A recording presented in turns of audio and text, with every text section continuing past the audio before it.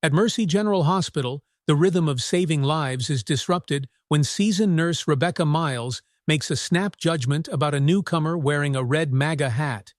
Unbeknownst to her, the woman she confronts is Dr. Nadine Carter, the hospital's newly appointed chief of surgery.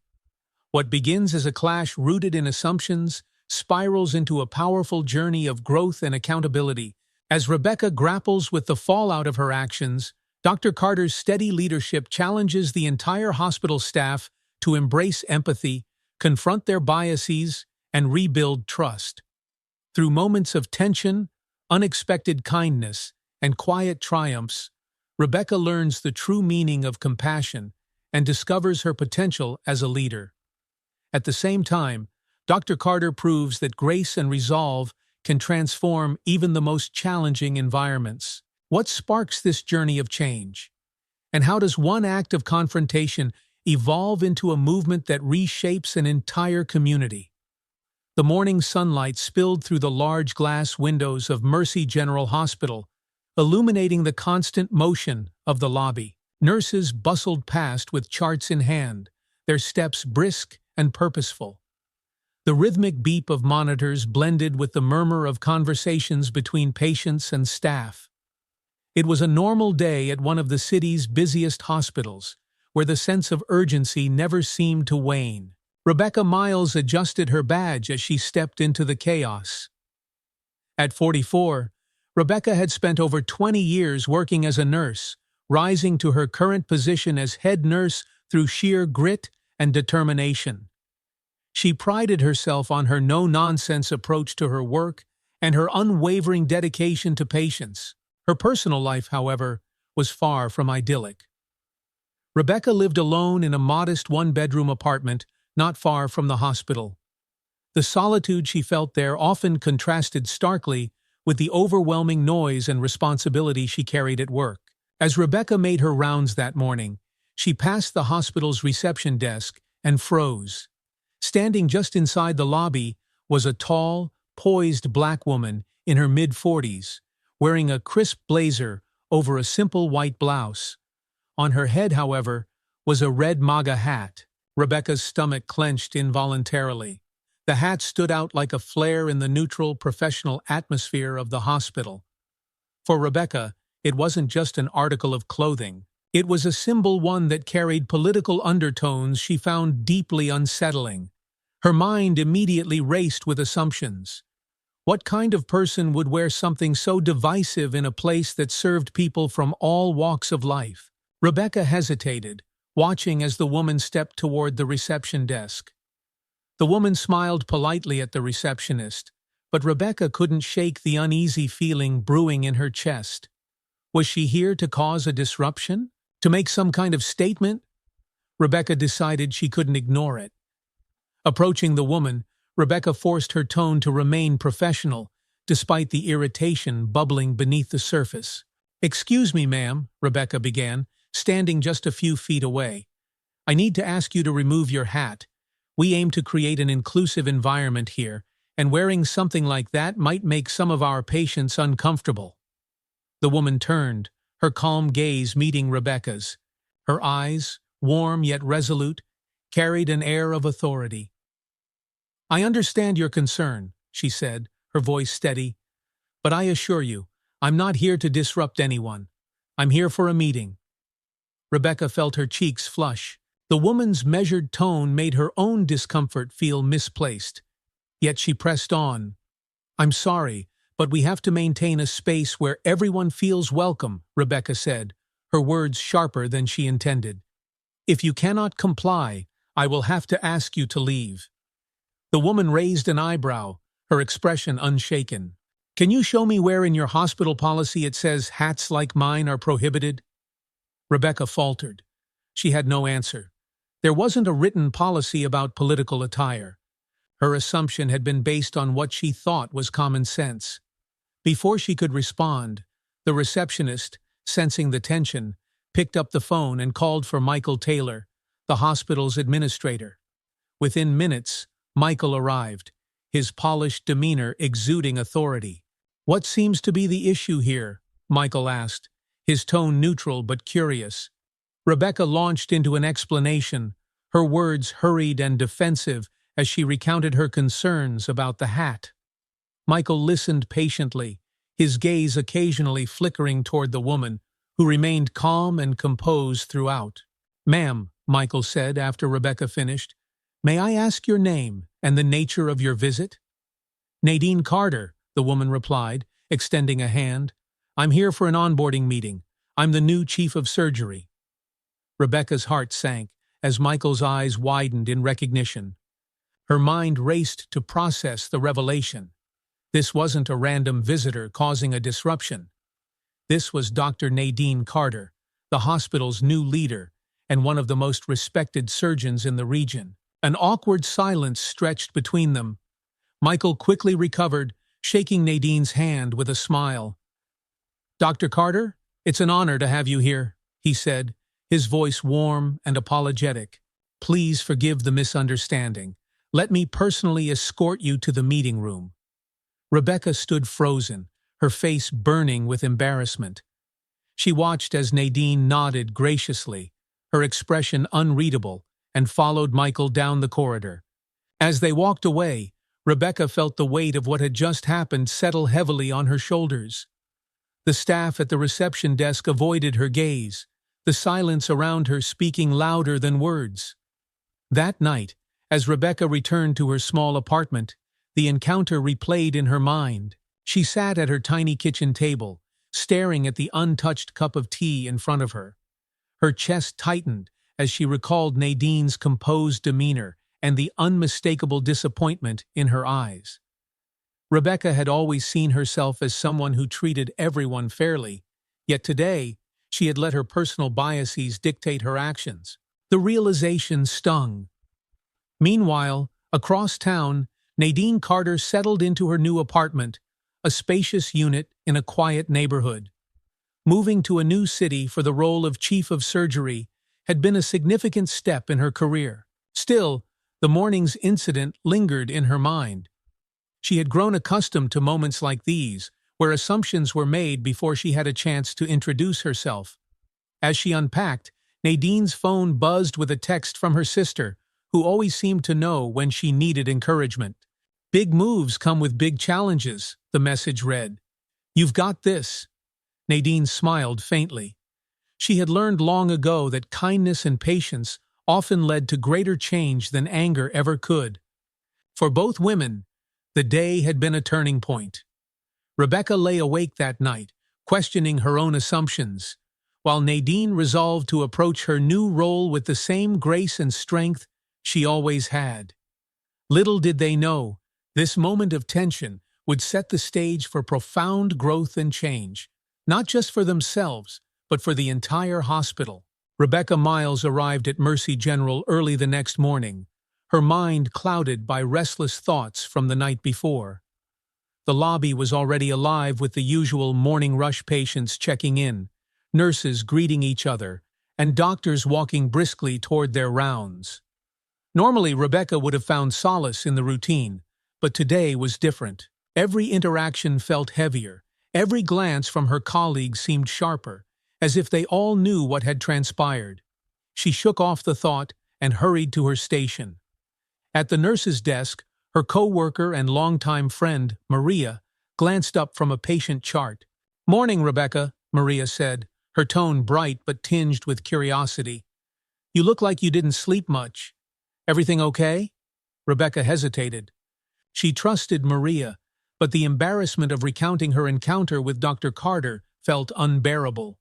"Just a rough night," Rebecca replied curtly, avoiding eye contact. Maria raised an eyebrow but let it slide, sensing Rebecca wasn't in the mood to talk. Rebecca buried herself in paperwork, but her mind betrayed her, replaying the moment when Dr. Carter revealed her identity. She could still see the poised look on Nadine's face, a mixture of calm and quiet disappointment. Across the hospital, in her new office, Nadine Carter reviewed the staff roster. She had spent the morning getting acquainted with her team, shaking hands and learning names. Despite the warmth from most of the staff, she couldn't help but think about Rebecca. Nadine had encountered moments like this before, assumptions based on her appearance or, more recently, her choice of attire. It wasn't new, but it never ceased to sting. Yet Nadine was not one to dwell on resentment. She believed in using these moments as opportunities to teach and grow, both for herself and others. As she sipped her coffee, a knock at her door pulled her from her thoughts. Michael Taylor stepped in, his demeanor careful but welcoming. "Dr. Carter," he began, closing the door behind him. "I wanted to check in with you after yesterday. I'm sure it wasn't the warmest welcome, and for that, I apologize." Nadine smiled faintly. "Thank you, Michael. I appreciate your concern, but I've learned not to let first impressions define my expectations." Michael nodded, relieved by her gracious response. "I do think it's important to address what happened, though. Rebecca is one of our most dedicated nurses, but I believe she acted out of line. If you'd like, I can arrange a formal discussion between the two of you." Nadine considered this. A confrontation might only make Rebecca more defensive. Instead, she opted for a different approach. "Let's give it some time," Nadine said thoughtfully. "I'd like to observe how things unfold. Sometimes growth happens more naturally when it's not forced." Michael agreed, though he couldn't shake the feeling that Rebecca's actions required some immediate accountability. Later that day, Nadine walked through the hospital, greeting staff and observing the environment. In the pediatric wing, she noticed Rebecca speaking gently to a young boy. His leg was wrapped in a bright blue cast, and Rebecca held a marker, inviting him to pick a color for her to sign it. The boy laughed, his fear of being in the hospital momentarily forgotten. Nadine paused, watching the interaction. It was clear that Rebecca had a gift for connecting with patients. This only deepened Nadine's curiosity about what had driven Rebecca's behavior the day before. As Rebecca walked back to the nurse's station, she noticed Nadine standing nearby. Their eyes met briefly, and Rebecca quickly looked away, her heart pounding. Nadine approached, her expression neutral but kind. "Good afternoon, Nurse Miles," Nadine said evenly. Rebecca forced a polite smile. "Good afternoon, Dr. Carter." "I wanted to thank you for the care you're providing to our patients," Nadine continued. "It's clear you're deeply committed to your work." Rebecca blinked, surprised by the compliment. "Thank you," she said softly. Nadine nodded and walked away, leaving Rebecca with a mix of relief and confusion. The interaction was brief, but it planted a seed of reflection in Rebecca's mind. That evening, Rebecca sat in her apartment, replaying the moment in her head. Nadine's kindness had been unexpected, especially after Rebecca's treatment of her. It felt undeserved, but oddly comforting. Meanwhile, Nadine spent her evening reading over hospital policies and preparing a proposal for a new inclusivity training program. She knew that changing a culture required more than words. It needed action and consistency. The next morning, an email from Nadine arrived in every employee's inbox. Titled, "Creating a More Inclusive Mercy General," it outlined a series of workshops and discussions aimed at fostering respect and understanding among staff. Participation would be mandatory, and the first session was scheduled for the following week. At the nurse's station, Rebecca stared at the email, her stomach tightening. She felt as though the message was directed at her, even though it was addressed to everyone. Maria leaned over, reading it over Rebecca's shoulder. "Looks like we're getting a bit of a shake-up," Maria remarked. Rebecca nodded silently, her mind racing. Throughout the day, whispers about the email spread among the staff. Some welcomed the initiative, while others grumbled about additional training sessions. Rebecca kept her thoughts to herself, unsure of how she truly felt. Nadine spent the day meeting with department heads to gather input for the workshops. When she reached the nursing department, she requested Rebecca's presence. "Nurse Miles, I'd like to hear your perspective on what inclusivity means in a hospital setting," Nadine said, her tone inviting but firm. Rebecca hesitated, caught off guard by the directness of the request. I think it means making sure everyone feels respected and safe," she replied cautiously. "Exactly. Nadine said with a nod. And that respect should extend to both our patients and our colleagues, regardless of personal differences. Rebecca felt a knot form in her stomach. She knew Nadine's words were meant as a gentle reminder, but they struck deeper than she expected. As the day ended, Rebecca found herself reflecting more deeply on her actions. Nadine's approach, firm but understanding, was beginning to shift Rebecca's perspective. That evening, Rebecca received an unexpected call from Maria. "Hey," Maria said, her voice warm. "I just wanted to check in. You seemed a little off today." Rebecca hesitated but decided to open up. She recounted the events of the past 2 days, her voice tinged with regret. "Rebecca," Maria said gently, "we all make mistakes. What matters is what you do next. It sounds like Dr. Carter is giving you an opportunity to learn. Take it." Rebecca thanked Maria, her heart feeling slightly lighter. For the first time in days, she allowed herself to believe that maybe, just maybe, she could turn this around. Rebecca walked into the training room the following week with a sense of apprehension that weighed heavily on her shoulders. The brightly lit room, filled with rows of chairs and a large projector screen, was already buzzing with chatter as staff members settled in. Many faces she recognized: nurses, doctors, receptionists, but today she felt like an outsider among them. At the front of the room, Dr. Nadine Carter stood speaking with Michael Taylor. She exuded calm authority, her posture straight and her demeanor focused.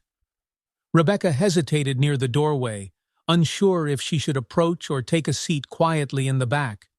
Before she could decide, Maria appeared at her side. "Hey, you made it," Maria said, her tone light. "Come on, let's sit together."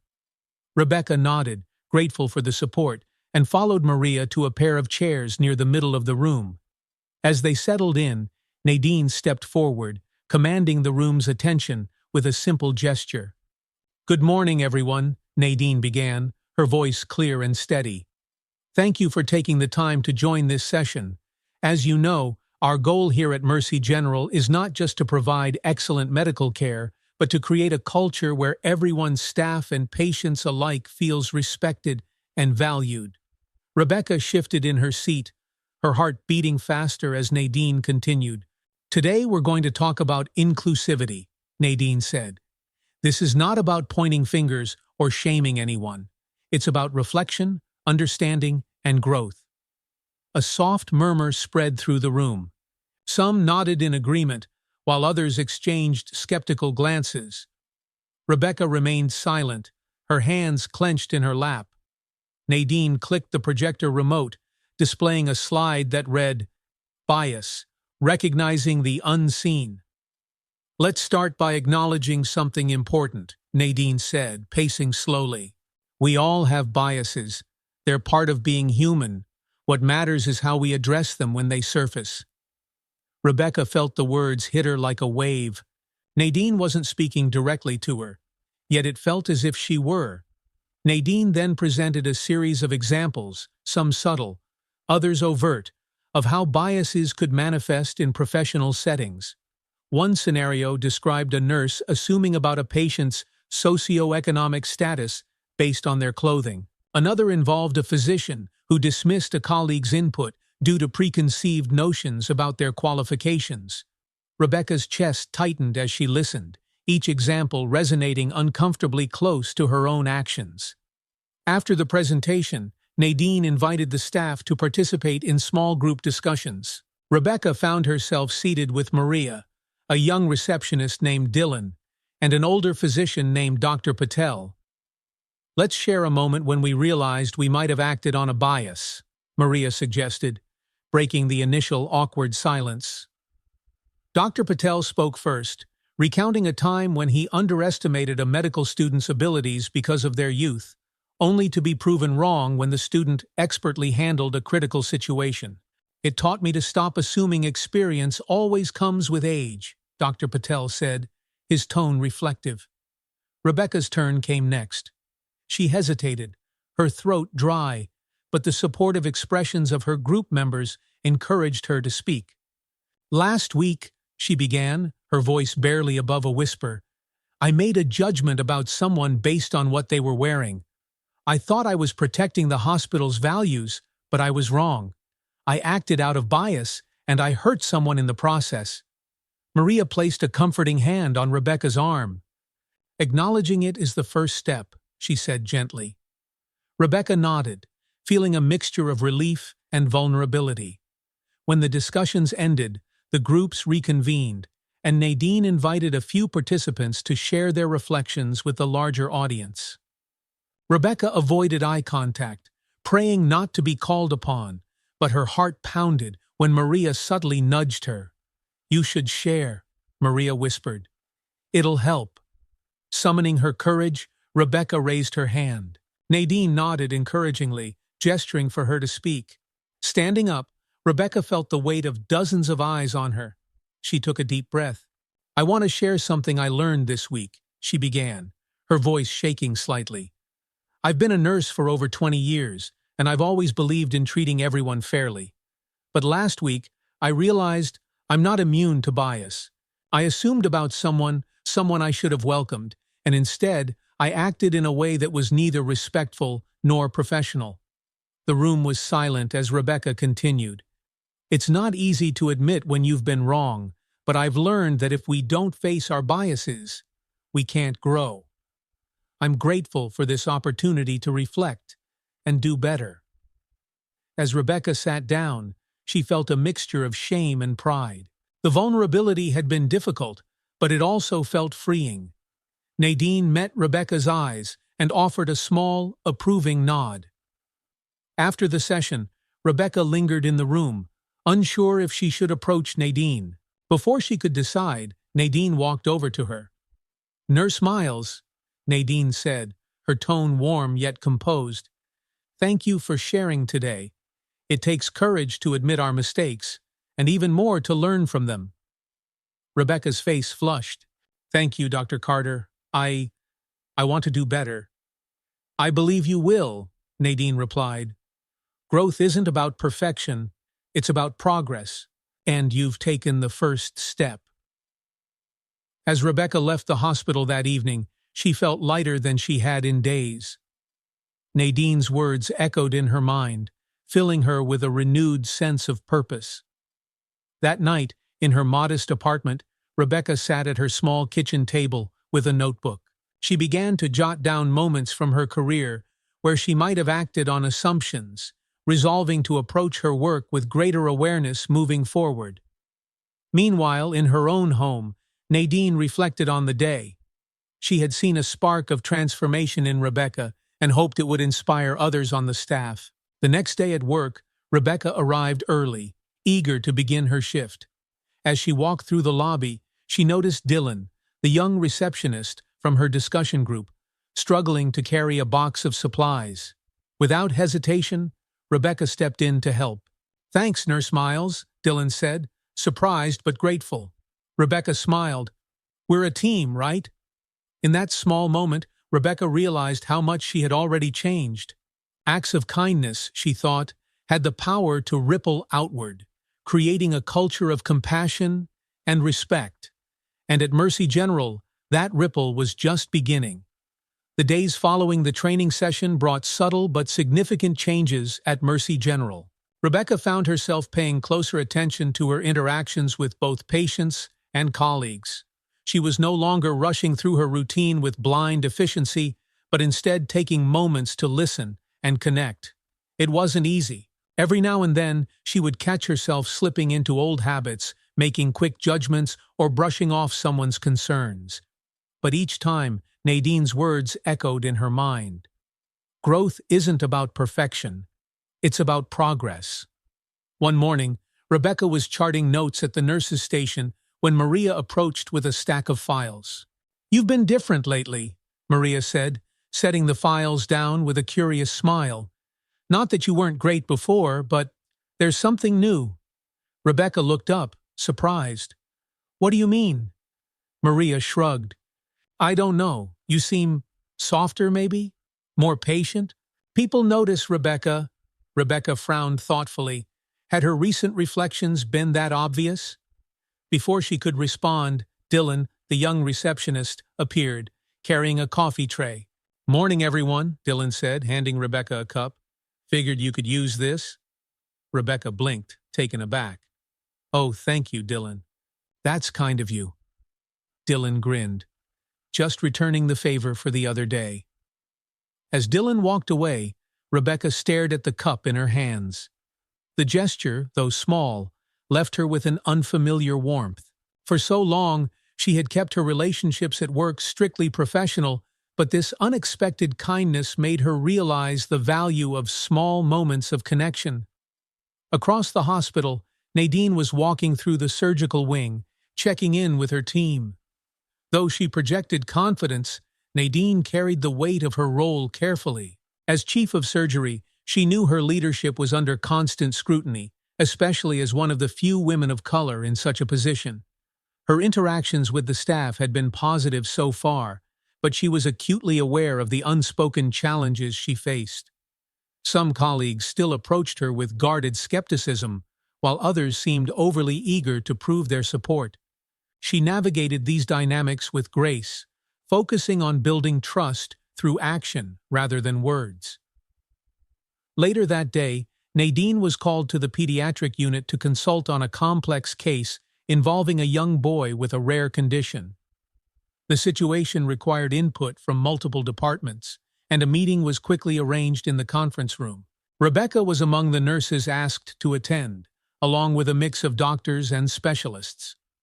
As they filed into the room, Rebecca noticed Nadine sitting at the head of the table, her expression focused yet approachable. "Thank you all for coming," Nadine began, addressing the group. "This is a challenging case, but I'm confident that with our combined expertise, we can provide the best outcome for the patient." As the discussion unfolded, Rebecca found herself admiring Nadine's leadership.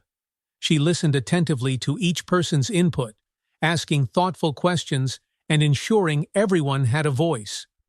Rebecca had seen many leaders who dominated conversations, but Nadine's approach was collaborative and inclusive. When it was Rebecca's turn to speak, she hesitated, her nerves threatening to get the better of her.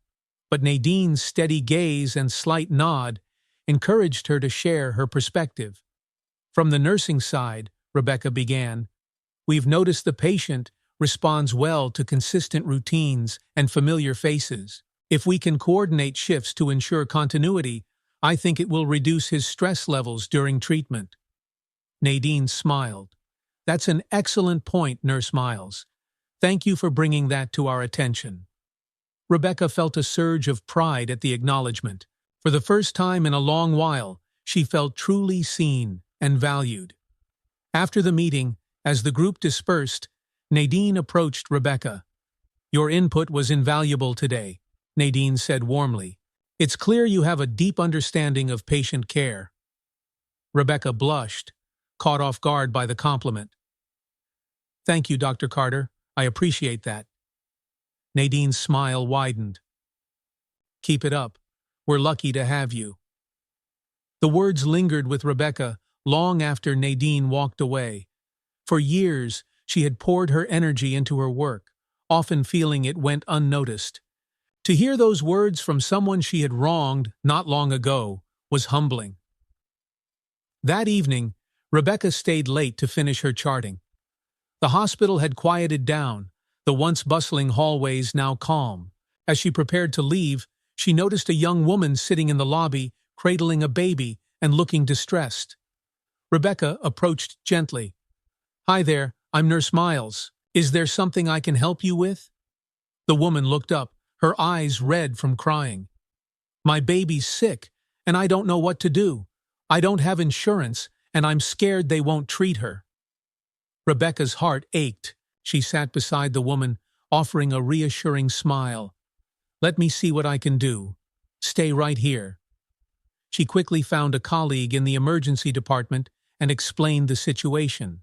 Together, they arranged for the baby to be seen by a pediatrician. When Rebecca returned to the lobby, the young woman was wiping away tears. "Thank you," she whispered, her voice trembling. "You didn't have to help us, but you did." Rebecca reached out, placing a comforting hand on her shoulder. "We're here to care for everyone, no matter the circumstances. You're not alone."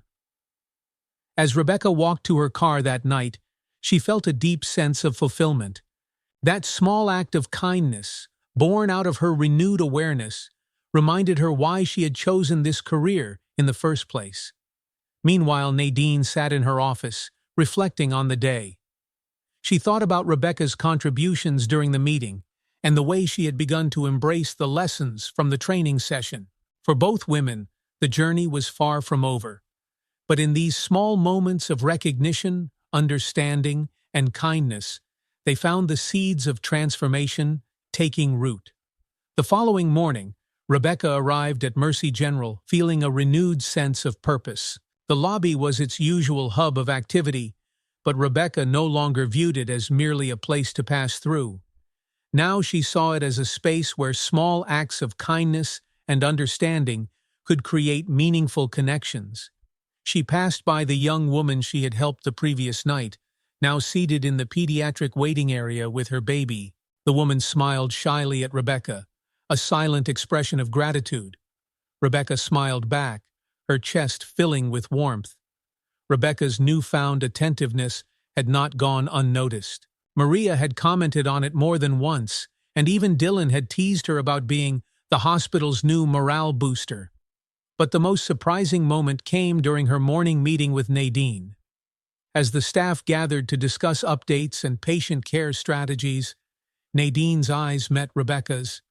"I'd like to start by acknowledging Nurse Miles," Nadine said, her tone warm yet professional. "I've seen her take initiative recently in ways that exemplify the kind of culture we're building here at Mercy General. Her care for both patients and colleagues is setting a strong example." Rebecca's heart skipped a beat. She glanced around, noticing a few staff members nodding in agreement.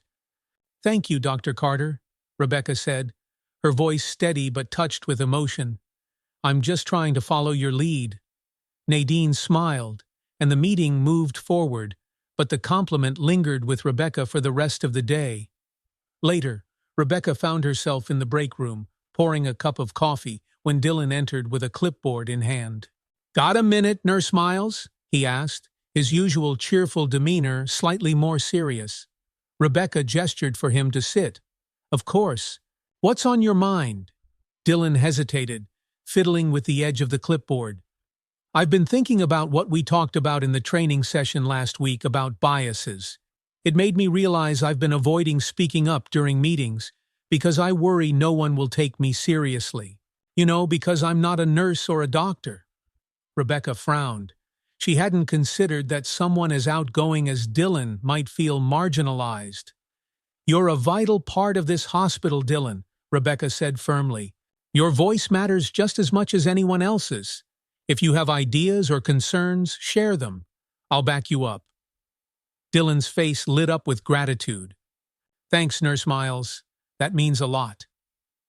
The conversation left Rebecca reflecting on how pervasive insecurity could be, even in the most confident-seeming individuals.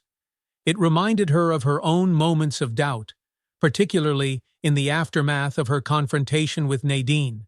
As the day progressed, Rebecca found herself increasingly aware of the ripple effect Nadine had spoken about during the training session. Every small act of kindness or encouragement seemed to inspire others to do the same. That afternoon, Rebecca noticed Maria helping a new intern navigate the hospital's labyrinthine corridors, her tone patient and supportive. In the cafeteria, she saw two nurses from different departments sharing a laugh over lunch, bridging a gap that had once seemed unspoken but insurmountable. Even Nadine, despite her demanding schedule, took time to check in with staff members individually. Rebecca overheard her reassuring a junior surgeon who had been second-guessing a recent decision. "Everyone makes mistakes," Nadine said, her tone firm but kind. "What matters is how you learn from them." The words struck a chord with Rebecca. She couldn't help but see how Nadine's leadership style, balancing accountability with empathy, had begun to transform not only the hospital's culture, but also her own approach to life. That evening, As Rebecca prepared to leave, she noticed Dylan lingering near the reception desk, staring at a document with a furrowed brow. "Everything okay?" Rebecca asked, stepping closer. Dylan sighed. "Kind of. I've been working on this proposal for improving patient check-in procedures, but I'm not sure if it's worth submitting." Rebecca raised an eyebrow. "Why wouldn't it be?" "I don't know," Dylan admitted, shrugging. "I guess I'm worried it won't be taken seriously." Rebecca placed a hand on his shoulder. "Dylan, you have good ideas, and this hospital needs them. Submit the proposal. If you want, I'll help you review it first." Dylan's face brightened. "Really? That'd be great." The exchange stayed with Rebecca as she drove home that night. It reminded her of something Nadine had said during their one-on-one conversation. Leadership isn't about a title. It's about how you inspire others to grow. In her small apartment, Rebecca sat at her kitchen table with a notebook in front of her. She began listing moments throughout the week where she had seen kindness ripple outward. Maria helping the intern, Dylan sharing his concerns, Nadine guiding the junior surgeon. She added a note at the bottom of the page. "Small steps lead to big changes." Across town, Nadine reflected on her own day. She had seen significant progress in Rebecca, which filled her with quiet pride. Moments like these reminded her why she had taken the role at Mercy General, despite the challenges it presented. The next day, Rebecca and Dylan submitted his proposal to Michael Taylor, who promised to review it personally. Dylan's nervous energy was palpable, but Rebecca reassured him with a smile. "You did great," she said. "No matter what happens, you took a step forward. That's what matters." As Rebecca returned to her rounds, she noticed Nadine speaking with a patient's family in the waiting area. Despite her high-ranking position, Nadine's approach was unpretentious and genuine. It was a reminder that leadership wasn't about being above others, but standing alongside them. For the first time in years, Rebecca felt she was beginning to understand what it meant to lead not just through authority, but through example. And for the first time, she believed she could be that kind of leader too. The following week, Mercy General buzzed with its usual energy, but Rebecca noticed an undercurrent of tension she couldn't quite place. Conversations in the hallways were quieter, and staff members exchanged uneasy glances. By midday, the source of the tension became clear. A particularly challenging patient had been admitted, a prominent business figure known for his demanding and often abrasive demeanor. Mr. William Grant, an elderly man in his late 70s, had suffered a severe cardiac episode and required immediate care. Rebecca first encountered him during his initial evaluation in the emergency room. His voice, sharp and clipped, cut through the low hum of activity as he snapped at the attending nurse. "Do any of you know what you're doing?" he barked. "I don't have time to be surrounded by incompetence." The nurse looked flustered, glancing at Rebecca for support. Rebecca stepped forward, her tone firm but respectful. "Mr. Grant, I understand you're in pain, and this situation is overwhelming," she said calmly. "But please allow us to do our jobs. We're here to help." Grant scowled but didn't respond, allowing Rebecca to continue her assessment. As she worked, she couldn't help but notice how his eyes darted nervously around the room, betraying the fear behind his harsh words. Later that afternoon, during a staff meeting, Nadine addressed the team. "I understand Mr. Grant's presence is creating additional stress," she said, her voice steady. "But we need to remember that patients like him, no matter how difficult, are often acting out of fear. It's our job to remain professional and compassionate, even when tested." Rebecca nodded, Nadine's words reinforcing her resolve. The next day, Rebecca was assigned to Mr. Grant's care. She entered his room cautiously, knowing what to expect. He sat upright in bed, his gray hair disheveled and his expression sour. "You're back," he grumbled. "Let me guess, more poking and prodding?" Rebecca smiled faintly. "Just a quick check on your vitals, Mr. Grant. How are you feeling today?" "Like a prisoner," he muttered. "This place is worse than my board meetings." Rebecca suppressed a chuckle. "Well, I'll try to make it as painless as possible. As she worked, she noticed a photo on the bedside table, a younger Mr. Grant with a woman and 2 children, all smiling warmly. "Is this your family?" Rebecca asked, nodding toward the photo. Grant's expression softened briefly before he caught himself. "It was," he said curtly. "My wife passed years ago, and my children are too busy to visit." Rebecca hesitated, sensing the loneliness behind his brusque exterior. "I'm sorry to hear that. Losing someone close is never easy." Grant didn't respond, but his grip on the blanket tightened. Rebecca finished her task and left the room, her mind swirling with thoughts about the weight people carried beneath their actions. Later, during her break, Rebecca sat in the staff lounge, replaying her interactions with Grant. Maria joined her, bringing 2 cups of tea. "You've got the Grant assignment, huh?" Maria said, sitting down. "How's that going?" Rebecca sighed. "He's tough, but I think there's more to him than what we're seeing. He's just scared and lonely, I think." Maria nodded. "That sounds about right. People don't lash out like that unless they're hurting." The conversation reminded Rebecca of something Nadine had said during one of the training sessions. Compassion isn't just for the easy moments, it's for the hard ones too. The next morning, Rebecca returned to Grant's room with a small, thoughtful gesture, a newspaper, and a crossword puzzle. "I noticed you don't have much to do in here," she said, setting the items on his bedside table. "I thought this might help pass the time." Grant looked at the newspaper, his eyebrows raised in surprise. "You didn't have to do that," he said gruffly, but his tone was softer than before. "I know," Rebecca replied, "but I wanted to." Over the next few days, Rebecca made small efforts to connect with Grant. She asked about his career, his travels, and even his crossword puzzle progress. Though he remained guarded, she noticed his responses grew less clipped and his scowl less pronounced. One afternoon, as Rebecca checked his IV, Grant spoke unexpectedly. "You're different from the others," he said, his tone thoughtful. Rebecca glanced at him, surprised. "How so?" "You actually listen," he said. "Most people don't bother." Rebecca paused, her heart softening. "Everyone deserves to be heard, Mr. Grant. Sometimes that's all it takes to make a difference." Grant didn't reply, but his expression was pensive. Later that evening, Nadine stopped Rebecca in the hallway. "I've been hearing good things about how you're handling Mr. Grant," Nadine said. Rebecca smiled, though she felt a tinge of doubt. "I'm trying, but I'm not sure it's making much of a difference." "It is," Nadine assured her. "Sometimes the smallest efforts leave the biggest impact. You're showing him something he hasn't seen in a long time, kindness." Rebecca reflected on Nadine's words as she finished her shift. She realized that while Grant might not express gratitude outright, his softened demeanor was proof enough that her approach was working. The next morning, Rebecca walked into Grant's room to find him holding the crossword puzzle. "Morning, Nurse Miles," he said, his tone uncharacteristically light. Rebecca smiled. "Good morning, Mr. Grant. How's the puzzle coming along?"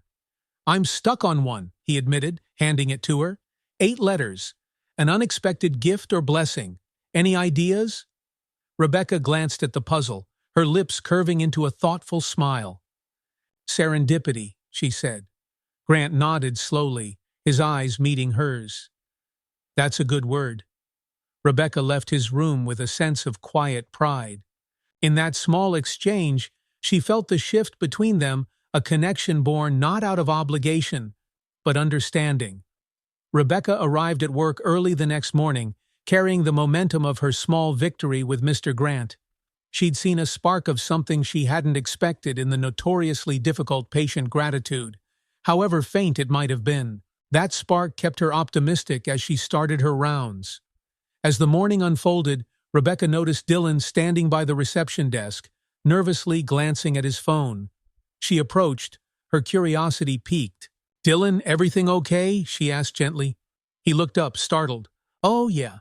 It's just, Michael asked me to present my proposal during today's meeting, and I'm a little freaked out." Rebecca smiled. You've got this. Just remember what we talked about, your ideas matter, and we're all rooting for you. Dylan nodded, his confidence bolstered slightly by her encouragement. When the meeting began later that day, Rebecca made sure to sit where Dylan could see her. As Michael introduced the agenda, Dylan stood, clutching his clipboard tightly.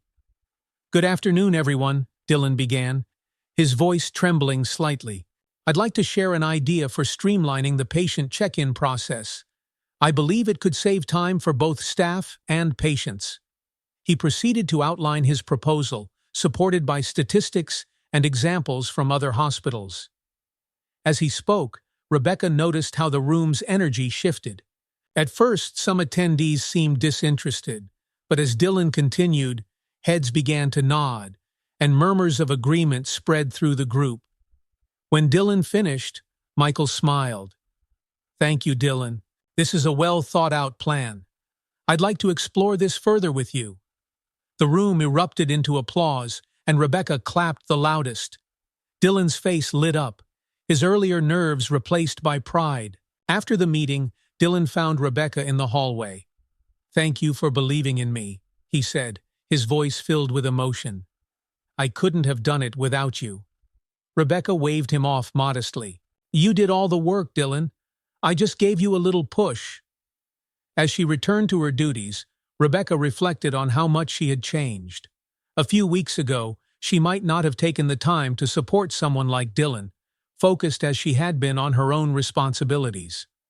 But now, she saw how lifting others up enriched not only their lives, but her own. Later that day, Rebecca stopped by Mr. Grant's room. She found him sitting upright, flipping through the newspaper she had brought him earlier. "Good afternoon, Mr. Grant," Rebecca said cheerfully. "How's today treating you?" Grant looked up, his expression less guarded than before. "Better, thanks to you." Rebecca blinked, surprised by the candid admission. "I'm glad to hear that. What's made the difference?" Grant hesitated, then sighed. "You've been patient with me, more patient than I deserve. Most people don't bother. They see an old man with a sharp tongue and write me off." Rebecca pulled up a chair, sitting beside his bed. "I think there's more to you than your sharp tongue, Mr. Grant. Everyone deserves to be heard, even on their bad days." Grant chuckled softly. "I don't know what it is about you, Nurse Miles, but you've made this hospital stay a little less miserable." The sincerity in his voice warmed Rebecca's heart. It was a reminder that even the most challenging patients could change when met with kindness. As Rebecca left the room, Nadine approached her in the hallway. "I was just checking in on Mr. Grant," Nadine said. "He had a lot of good things to say about you." Rebecca's eyebrows shot up. "He did?" Nadine nodded, smiling. "He told me you've made his stay tolerable, a high compliment coming from him, I'd say." Rebecca laughed softly. "I suppose it is." "Rebecca," Nadine continued, her tone thoughtful, "you've come a long way. I've seen how much effort you've put into connecting with both patients and staff. It's inspiring." Rebecca's cheeks flushed. "Thank you, Dr. Carter. I've had a lot to learn, but it's been worth it." Nadine's smile widened. "Growth always is." The conversation left Rebecca feeling both humbled and motivated. She realized how much Nadine's leadership had influenced her transformation, not just as a nurse, but as a person. That evening, as Rebecca walked to her car, she saw Dylan standing by the hospital entrance, deep in conversation with Maria. The two were laughing, their camaraderie a testament to the ripple effect Rebecca had witnessed over the past weeks. Rebecca paused, taking in the scene. She thought about how small gestures encouraging Dylan, showing patience with Mr. Grant, or even simply listening, had contributed to the shifts she now saw around her. As she unlocked her car, Rebecca's phone buzzed with a message from Maria. "Dinner this Friday? You've been working too hard, and we need to celebrate all this positive energy you've been spreading." Rebecca smiled and replied with a simple, "Count me in." Across town, Nadine sat at her desk, reviewing the day's notes. She thought about Rebecca, Dylan, and the changes taking root at Mercy General. For Nadine, this was what leadership was about, not just implementing policies, but nurturing an environment where people felt empowered to grow. She leaned back in her chair, her gaze falling on a framed quote on her desk. Leadership is not about being in charge. It is about taking care of those in your charge. The hospital wasn't perfect, and there was still much work to be done. But as Nadine reflected on the progress they'd made, she felt confident they were on the right path. Rebecca, too, went to bed that night with a sense of fulfillment. For the first time in years, she felt not just like a nurse, but like a leader, someone capable of making a difference, one small step at a time. The days at Mercy General grew busier as winter approached, bringing a surge of patients to the hospital. Rebecca found herself working longer hours, but instead of feeling drained, she felt a quiet satisfaction in her work. The relationships she'd nurtured with her colleagues, patients, and even herself brought new meaning to the routine chaos of hospital life. One morning, as Rebecca entered the break room, Maria greeted her with a conspiratorial smile. "You're famous now," Maria teased, holding up her phone. Rebecca frowned in confusion. "What are you talking about?" Maria handed over the phone, showing a post on the hospital's internal social platform. Dylan had written a glowing acknowledgement of Rebecca's support during his proposal. "A huge thank you to Nurse Miles for encouraging me when I doubted myself. Your kindness gave me the confidence to speak up, and it's made all the difference." Rebecca felt her cheeks heat up as she handed the phone back to Maria. "He didn't have to do that," she murmured, though a part of her was deeply touched. Maria smirked. "Well, he did, and everyone's reading it. You deserve the recognition, Rebecca. You've been a rock for a lot of people lately." Rebecca shook her head modestly, but Maria's words lingered. For so long, she'd focused on surviving the day-to-day grind of her job. Now, she realized she had become a source of strength for others in ways she hadn't expected. That afternoon, Rebecca visited Mr. Grant, who was recovering steadily. To her surprise, she found him sitting up in bed, his glasses perched on his nose as he worked on his crossword puzzle. "Good afternoon, Nurse Miles," Grant greeted her, his tone uncharacteristically warm. "Good afternoon, Mr. Grant," Rebecca replied with a smile. "How's the crossword coming along?" "Almost finished," he said, gesturing toward the newspaper. "But there's one clue giving me trouble. 7 letters, an act of unexpected compassion." Rebecca chuckled softly. "Mercy," she said without hesitation. Grant looked at her, his expression thoughtful. "That's fitting, considering where we are." Rebecca's smile widened. "I'd like to think it's a reminder of why we're here." Grant set down the puzzle and leaned back against the pillows, his gaze steady on Rebecca. "You know, when I first came here, I thought this was just another hospital, efficient but impersonal. You've changed my mind about that." Rebecca's chest tightened at his words. "I'm glad I could make a difference, Mr. Grant." "You've done more than that," he said, his voice softening. "You've reminded me that people still care. It's been a long time since I've felt that." Rebecca left his room feeling both humbled and proud. She realized that the compassion she'd extended to Grant wasn't just about making his stay bearable. It had helped him heal in ways she hadn't anticipated. The next day, Nadine called Rebecca into her office. "Take a seat," Nadine said, gesturing toward a chair. Rebecca sat, her heart racing slightly. Nadine's expression was unreadable, but her tone was warm. "I wanted to personally thank you for your work with Mr. Grant," Nadine began.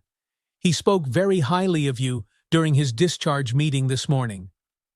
Rebecca's eyes widened. "He's being discharged already?" Nadine nodded. "He insisted he was ready to leave, but not before making sure I knew how much he appreciated you." Rebecca felt a lump form in her throat. "Thank you, Dr. Carter. That means a lot." Nadine leaned forward, her expression earnest. "Rebecca, I've been watching your growth over the past few weeks. You've not only embraced the lessons from our training, but have also become a leader in your own right. Your ability to connect with people, patients, and staff alike is remarkable." Rebecca's breath caught. She hadn't thought of herself as a leader, but hearing Nadine's words made her realize how far she'd come.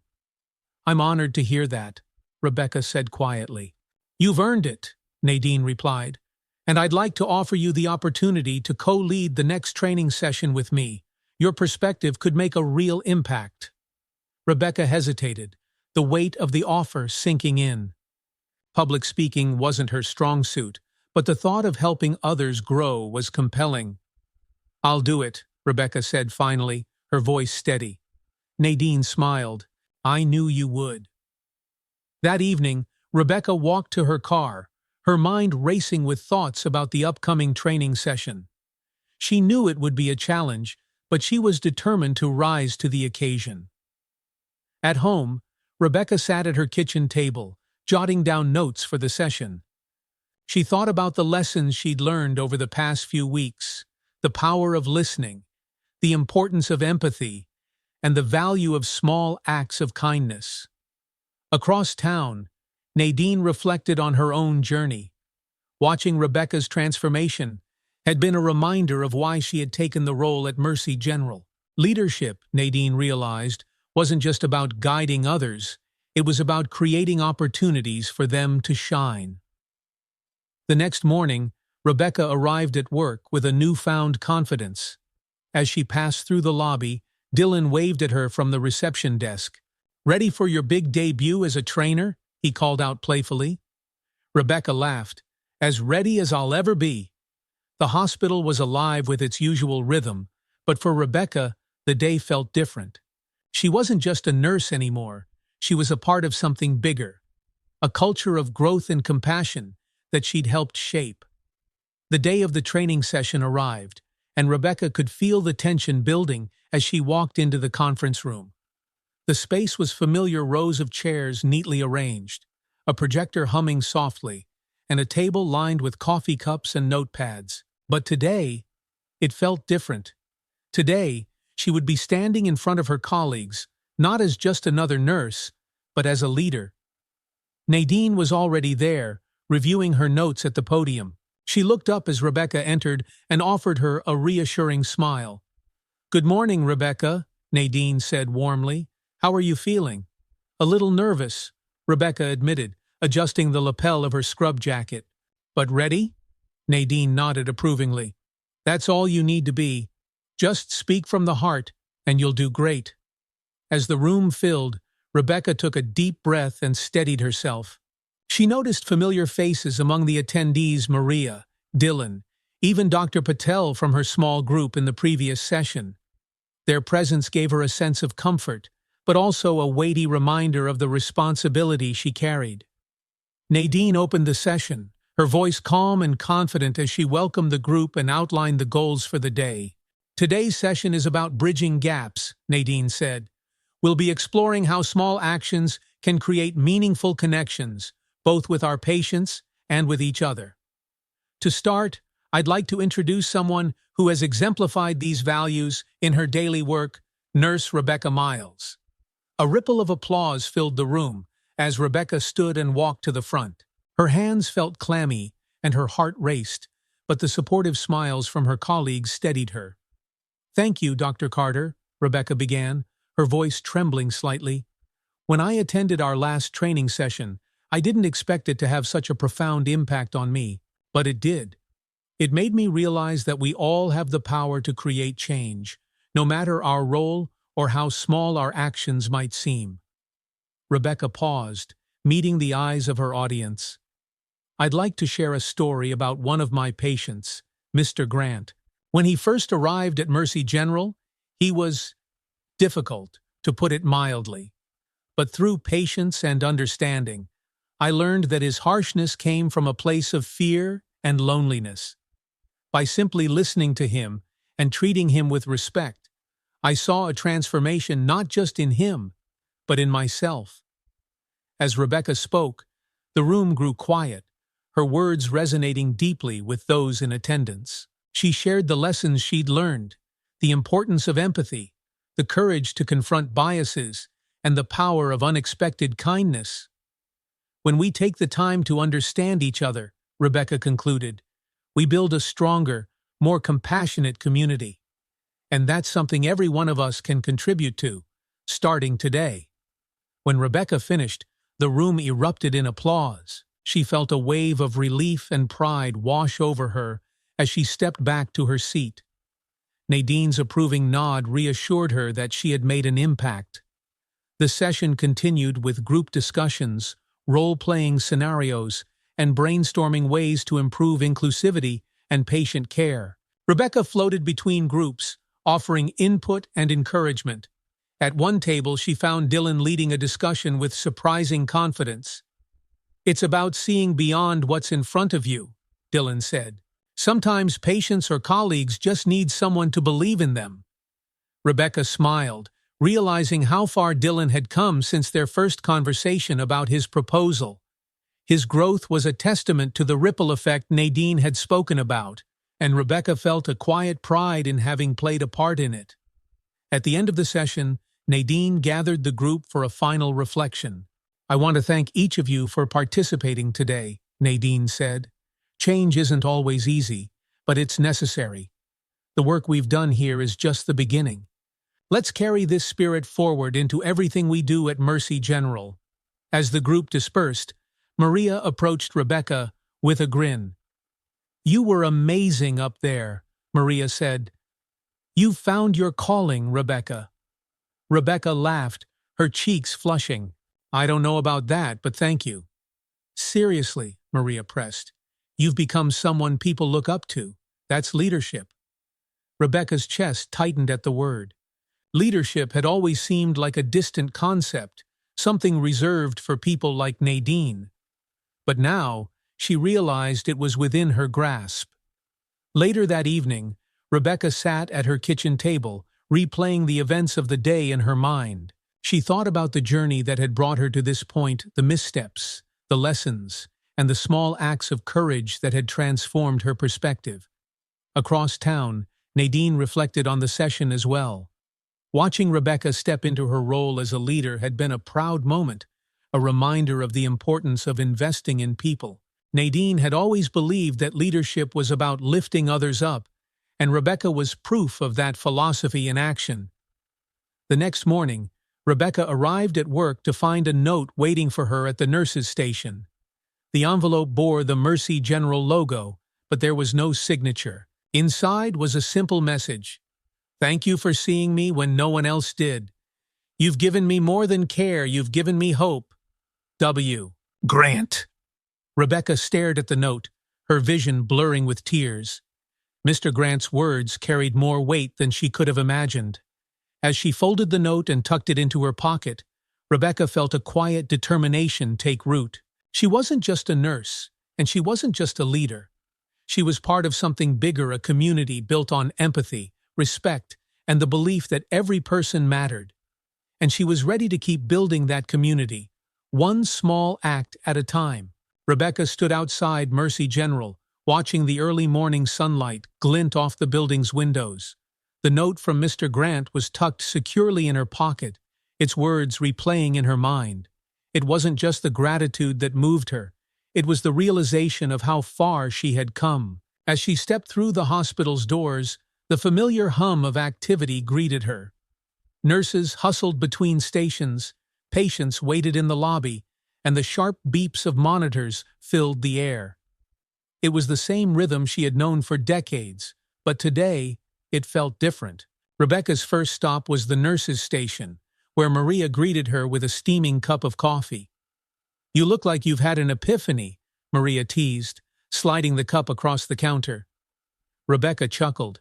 "Something like that. Just feeling grateful this morning." Maria leaned on the counter, her expression softening. "You've been a force of nature lately, you know that? It's like you've unlocked this whole new version of yourself." Rebecca smiled, but before she could respond, Dylan approached, holding a clipboard and grinning ear to ear. "They approved my proposal," he exclaimed, his excitement spilling over. Michael said we'll start implementing the new check-in system next month. That's fantastic, Rebecca said, genuinely thrilled. I knew you could do it, Dylan beamed. I wouldn't have even submitted it without your encouragement. You believed in me when I didn't believe in myself. Rebecca patted his shoulder. You did the hard work, Dylan. I'm just glad I could help. The conversation was interrupted by an overhead announcement for a team meeting in the conference room. As the staff began to gather, Rebecca made her way to the room alongside Maria. Inside, Nadine stood at the front, her confident yet approachable presence commanding the room. Good morning, everyone, Nadine began. Before we dive into today's agenda, I want to take a moment to reflect on the progress we've made. Over the past few weeks, I've seen incredible growth, not just in individual contributions, but in how we support one another as a team. She paused, her gaze sweeping the room. Rebecca, would you mind joining me up here for a moment?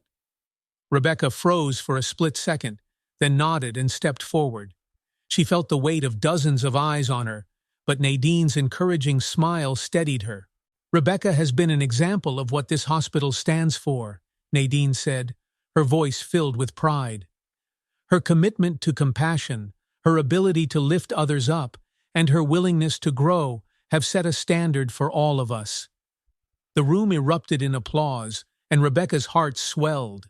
She hadn't expected such recognition, but standing there, she felt an overwhelming sense of belonging. Thank you, Rebecca said, her voice steady despite the lump in her throat. This has been a journey, not just for me, but for all of us. Every person in this room has the power to make a difference, and together, we've built something truly special. As she returned to her seat, Rebecca caught Maria's grin and Dylan's enthusiastic thumbs up. The rest of the meeting focused on new initiatives, including the rollout of Dylan's check-in system and a series of community outreach programs. Rebecca couldn't help but feel a deep sense of pride in being part of a team so committed to growth and connection. That afternoon, Rebecca found herself in the pediatric wing, where a little girl named Emma was recovering from surgery. Emma had been withdrawn since her procedure, and her parents expressed concern that she wasn't eating or engaging with anyone. Rebecca knelt by Emma's bed, holding a stuffed bear she had brought from the hospital's toy collection. "Hi, Emma," Rebecca said softly. "I brought a friend who's been looking for a brave girl to take care of him. Do you think you could help?" Emma glanced at the bear, her curiosity piqued. "He gets scared sometimes," Rebecca continued, placing the bear gently in Emma's lap. "But I think you're just the person he needs to feel brave again." Emma's small hands closed around the bear, and for the first time since her surgery, a shy smile appeared on her face. Rebecca's heart swelled. It was moments like these small, quiet victories that reminded her why she had chosen this path. Later that evening, Rebecca found herself back in Nadine's office. "You've been busy today," Nadine said, motioning for Rebecca to sit. Rebecca laughed lightly. "It's been a good day. Feels like everything's falling into place." Nadine leaned forward, her expression thoughtful. "That's because of you, Rebecca. You've embraced every challenge, and you've shown the rest of the team what's possible when we lead with empathy." Rebecca felt a lump rise in her throat. "I've had a lot of good examples to follow." The two women shared a quiet moment of understanding. For Nadine, seeing Rebecca's transformation had been one of the most rewarding parts of her time at Mercy General. And for Rebecca, Nadine's mentorship had been a guiding light, helping her discover strengths she hadn't known she possessed. As Rebecca left the hospital that night, she paused by the lobby's large glass windows, looking out at the city lights. She thought about the journey she'd taken, how a single moment of confrontation had led to a cascade of growth, not just for her, but for the entire hospital. She reached into her pocket and pulled out Mr. Grant's note, rereading the words that had moved her so deeply. "You've given me more than care, you've given me hope." Rebecca smiled, tucking the note back into her pocket. Hope, she realized, was the thread that connected everything she'd worked toward. It wasn't about grand gestures or perfect solutions. It was about showing up, listening, and making others feel seen. As Rebecca walked to her car, she felt a profound sense of peace. She wasn't just a nurse. She wasn't just a leader. She was part of a community that had chosen kindness as its foundation, and together they were creating something extraordinary. And for the first time in years, Rebecca felt not just hopeful, but whole. If you enjoyed Rebecca's journey of growth, leadership, and kindness, don't forget to hit that like button and subscribe for more inspiring stories. Share your thoughts in the comments below. How has kindness made a difference in your life? Together, we can keep spreading hope, one story at a time.